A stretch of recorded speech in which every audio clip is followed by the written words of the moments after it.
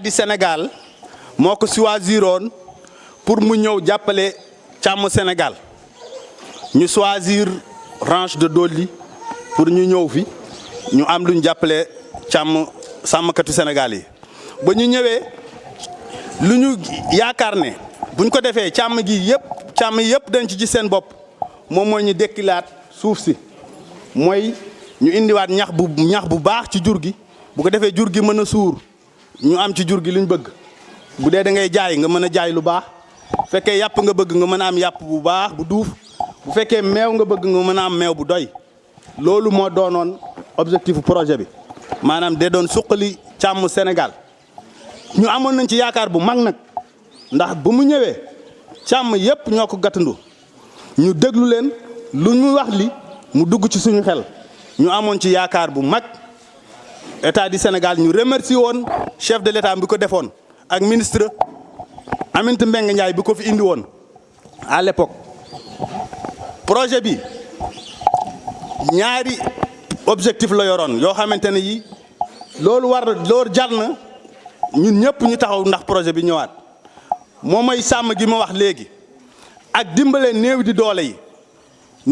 yi nga xamante ne bi ñoom ñoo nekk ci lu wër Dolly ak ci biir Dolly muy commune Gassane ak commune Thiel tànnoon nañ fa juróom-benni téeméeri ay néew di doole maanaam ay borom kër ci Gassane ñu tànn fa ñetti téeméer ak juróom fukk Dolly ñu tànn fi ñetti téeméer ak juróom-ñaar fukk ak juróom ñoo ñëpp projet bi da leen a waroon a gunge ci juróomi at yi maanaam jëlee leen ci ndóol bu ñu nekk yóbbu leen ci mënal seen bopp. bu ñu defee loolu ba pare ba tànn groupe yi ñoo ngi ko tànn ci ndimbalu ñaari maire communes yi muy maire bu Thiel ak maire bu Gassane maire bu Thiel moom moo accueilliroon séminaire ñeenti fan bu ñu def ci biir bu ñu def avant ñuy commencer projet bi pour expliquer projet bi lan lay dem ñeenti fan ñu ngi ci biir commune Thiel ànd ak maire Thiel ak maire Gassane bu ñu defee présentation projet bi ba expliquer ko sàmm yépp ci adhéré woon zone bu ñu ko waroon a def zone oogo la 16000 hectares la leen état bi joxoon foofu 16000 hectares boobu ci 6 parcelles la étendre wu ñu dëkk ci biir 16000 hectares boobu 80 éleveurs la 80 éleveurs yëpp adhéré woon nañ ci projet bi nangu woon nañ seen jur dugg ci biir projet bi bu ñuy demee ba ci biir bu ñuy wonee ni sàmm yi dañoo am ay jafe-jafe pour boole jur gi du yomb dañoo wax sàmm bu ne bu indee juróom na indaale sàmmam projet bi moo koy fay ci lañ déggoo woon ne ku nekk da nga indi sa jur ñu recruter juróom fukki sàmm ak ñaar jëloon nañ ko ci biir diiwaan bi sàmm bu nekk moom moo ko indi woon ñu defar àll pour ñu mën a sàmm jur gi loolu sori woon nañ ci ndax dafa leen nañ séminaire ba formé nañ leen ci loolu ba ñu toog rek ba dégg ne remaniement am na ministre bu bees ñëw na suñu problème nag mooy ministre boobu ci boppam moo taxawloo projet bi le 31 mars bii passé 31 mars 2020 le américain yi arrêté projet bi définitivement plier seen bagage dem ñun collectif bi nga xam ne dañuy lutter contre injustice dañoo bëgg projet bi dellusiwaat ndax projet bi moom mooy jëriñu askan bi mooy jëriñu sàmm yi boobu question la ñu posé ki nga xamante ne kii mën nañu ca tontu bu mu nekkee ministre de l'élevage nañu indiwaatal projet bi bu fekkee chef de l'État la dañoo bëgg projet bi ñëwaat ñun askan bi yëpp loolu la ñu laaj loolu la ñu ñaan ndax fu mu toll nii réew mi ci ndóol bu mu toll projet 4 milliards et demi pendant 5 ans loolu yaakaaruma ne askan war na koo dàq kooku dañ koo war a ñaan yàlla mu yegsi ci jàmm ak salaam ñu exécuter ko ñu am ci résultat yi ñu bëgg loolu lañ bëgg ñun waa Dolly ak éleveurs du Sénégal yëpp lii lañ amoon lu ñu leen di expliquer mooy objectifu suñu rencontre tey bi. lu ñu fi yónni ci procès bi nag wax dëgg bi mu commencé ak léegi ñun gis nañ ci suñu bopp suñu sañoon muy jëm ca kanam ndax am nañ ci xam-xam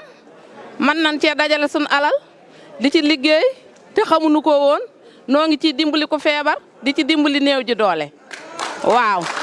léegi mbay mi ak càmm gi rek lan yaakaar te projet bi am nañ ci yaakaar ni su doxee dinañ ko ci mën a def ni mu normale waaw nun daal projet bi buñ sañoon ci Macky Sall ak madame Faye Sall ñu dimbali nu indil ñu projet bi delloosil ñu ko projet bi liggéey ak ñun ndax ay néew ji doole lanu amuñu doole te borom doole yi suñu jógee projet bi jóggiwuñu projet bi ñun néew ji doole yi lañu jógi ndax mënuñu dara amuñu dara wasalaam. suma xol bi dafa fees lii Macky Sall mérité wu ko billaay mérité wu ko parce que société dolli décret 66 Senghor promulgué ko ñu liggéey ko 67 68 ñu inauguré ko 1969 mu dem ba nekk tout dolli Macky Sall ñëw defar ko def fi ay millions mu yónnee benn projet ñu ngi sant Aminata Mbengue Ndiaye bi ñu ngi koy sant bu baax a baax mbokk yi remplacé Aminata Mbengue Ndiaye yombul day déglu day seetlu day teeylu te ku am ak ku amut yëpp ñoo yëpp si moom léegi suñu ministre suñu rax ñëwee tànn ñu am ñi jur rek tànn jaar ga yi rek ñu ni ñoom rek lay liggéey loolu kay yomb na même séeréer mun na ko tellement facile soo gisee Macky defar dënn pour ñu amul ñu doole ñu dimbaleen ba ñu mënal seen bopp te loolu la ay for la doon def société 1350 ménages ñu dimbale leen ba ñu mënal seen bopp loolu nga ñëw dàq ko léegi dan dañ koy seete man defe naa ministre dafa jaawle Pompiteer ak Angleterre loolu laa defe na delloo si xelam ñun ñëpp ay mbokk lañu bu mu tas mbokk bi lii Macky Sall mérité wu ko lu mu defar si dolli si milliards mérité ko vraiment su fekkee ministre de l'élevage ñu am ñu nag rek lay tànn man dama wax si wax maire yi du ko wax parce que man maire yi kenn laa si liggéey maire Gassane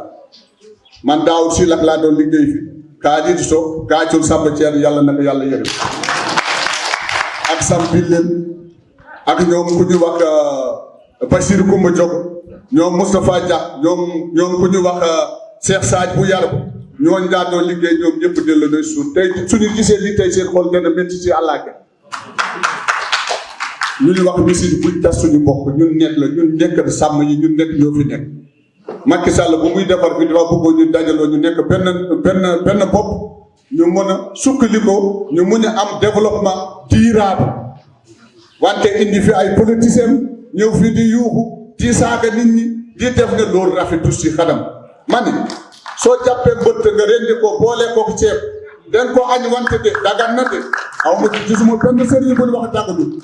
wante nag séeréer bi jaaxaan si biir mbaar ma ne man de mbëtt ak ceeb laa lekk nettali bi ñaaw na donc dañ ko wax na dajale mbokk yi amul kenn ku ko bañ c'est un jeune amul kenn ku ko bañ te nit ku baax la xaw ma nag lan moo ko réeral loolu moo ma jaaxal fan la wàccee saaw bi suñ ko waxee nag yi mu ngi ñu mën a saaw baa ngi nii c'est grave c'est grave bés buñ ko waxee nag yaa ngi ñu mën a saaw baa ngi nii donc ñu ngi naan na woote nit ñi seet ñu amul ñi ak ñu am ñu mu boole leen loolu le président Macky Sall bu muy defar race doñ vraiment su déggee tey yëngu sàmb yi ñu ngi diggante bi di biico ak mbaalo du ko neex vraiment est-ce que ñun comprendre nañ message président Macky Sall est-ce que comprendre nañ message bi on n'a pas compris donc na woote su naka bañ techniquement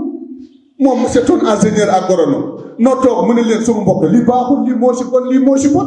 c'est très poli c'est pas ça. projet boo xamante ni yaakaar la indi woon fii ci biir dëkk bi di projet boo xamante ni yàqul càmm te doon dundalaat càmm dundalaat suuf mu di yaakaar boo xamante ni ñëpp ñoo ci amoon te ñu bëgg président de la république mu dimbali ñu ba projet boobu dellusiwaat fii. parce que gisul benn explication boo xamante ni tey mën nañu ko won techniquement ñun ñu projet bi baax donc nan ñu wax lu leer projet bi moo ñuy teel parce que am na ñu bëri tey formé leen ñu ngi toog am ci yaakaar rawatina nag jigéen ñi kon nañ ci bàyyi xel bu baax a baax projet bi du ñu mës a tàyyi di ñaxtu ndax mu dellu si parce que suñu yaakaar ci la nekk suñu avenir ci la nekk te ñëpp lay jariñ yàqul càmm yàqul suuf indiwul problème donc na projet bi ñëw. deuxième point bi mi ngi concerné forage bi dañ koy bamtuwaat waxul ngir ŋaññi nit waxul ngir xeex kenn waaye forage 1000 mètres cubes